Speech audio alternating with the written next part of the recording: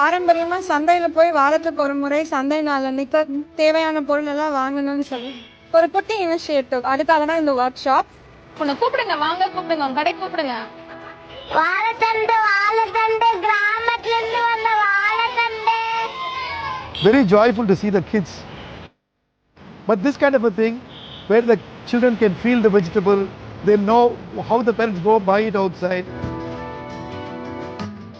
ரியால் சந்தையில எப்படி எல்லாரும் பண்ணுவாங்களோ அந்த ஒரு ஃபார்முக்கு வந்து எல்லாம் அழகா பண்ண ஆரம்பிச்சிட்டாங்க.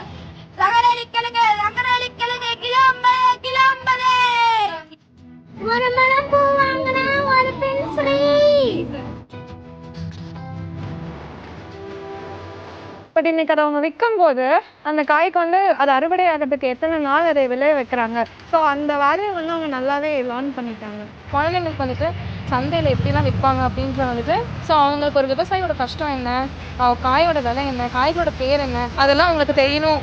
இந்த ஒரு அனுபவம் அந்த குழந்தைங்களுக்கும் கிடைக்கணும்னு சொல்லி தான் இந்த சிறுவர்கள் சந்தை அப்படின்னு நாங்கள் ஒரு ப்ரோக்ராம் ஆர்கனைஸ் பண்ணோம்.